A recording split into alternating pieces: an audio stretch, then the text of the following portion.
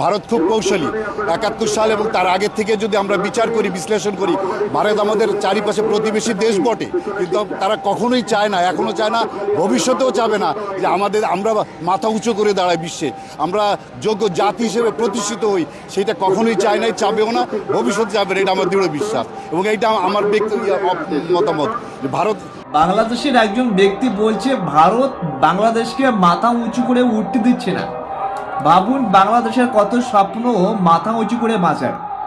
যে বাংলাদেশটার নেই কোনো সামরিক শক্তি, নেই কোনো নিজের অর্থনৈতিক শক্তি, সম্পূর্ণ ভারতের উপর নির্ভর করে বেঁচে আছে যে বাংলাদেশটি সম্পূর্ণভাবে ভারতের উপর নির্ভরশীল, সেই বাংলাদেশে আবার বলছি আমি মাথা উঁচু করে বাঁচতে চাই।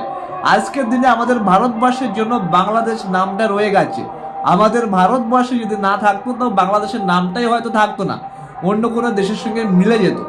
তো যাই হোক, সেই বাংলাদেশের মানুষের কত স্বপ্ন বন্ধুরা আপনাদের শেয়ার করলাম।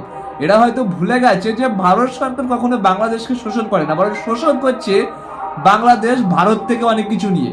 কিন্তু এত কিছু ভারত থেকে নিয়েও সেই ভারতকে একের পর এক মন্তব্য করছে, অর্থাৎ মানে বুঝতেই পারছেন এরা পাকিস্তানকে সাপোর্ট করবে কিন্তু ভারতকে কখনো সাপোর্ট করবে না। একের পর এক এরা বলতেই থাকে ভারতের আগ্রাসন, ভারত আমাদেরকে লুটে পুটে খাচ্ছে, এই সমস্ত মন্তব্য করতেই আছে।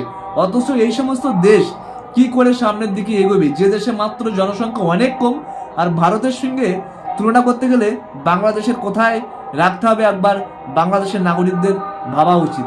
তো বন্ধুরা, আপনারা তো কি বলবেন, অবশ্যই হালকা করে বাংলাদেশকে একটু ধুয়ে দেবেন।